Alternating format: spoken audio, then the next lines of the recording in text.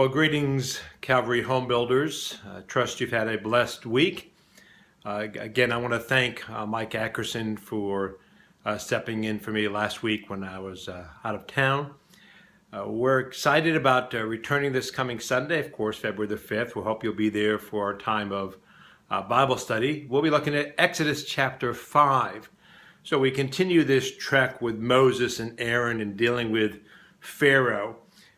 Really encourage you to read chapter 5 because we're going to have some pretty good discussions with regards to what's happening in the life of Moses. And I want you to give thought to this. Let me ask you this question.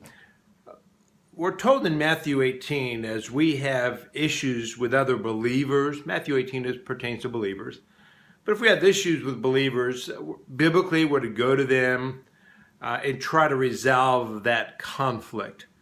Hopefully, in most cases, that works out well. Shift the scenario a little bit and think about conflicts with unbelievers, because that's what we have with Moses, Aaron, and the Israelites, because the people are in Egypt, and they're basically under bondage to this Pharaoh. And so they get a little bit frustrated, and they being the people, initially go to Pharaoh and say, listen, you're being pretty hard on us. Can you ease up? That's sort of the Buteau paraphrase. Interestingly enough, it backfires. So Pharaoh basically says, listen, you've got too much idle time on your hands, so I'll tell you what I'm going to do.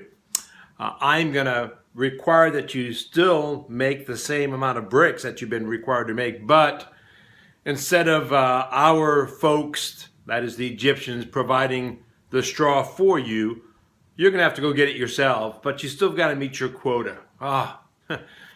The persecution was incredible, and of course the people began to cry out to Moses and to Aaron, and Moses will likewise himself make an appeal. In fact, it's the first instance we have in Scripture where Moses says to Pharaoh, let my people go. So give thought to your own life. What do you go through when maybe you stand up for righteousness? What kind of persecution do you face? And do you sense God is there for you, or is he making the situation even worse? Our family's going through our own difficult times now, and it's an easy question to ask, when is this going to go away? But we've got to maintain our faith and our trust. I'm not suggesting it's easy, but as we look at Exodus chapter 5, maybe we can gain some insight as to what our response ought to be.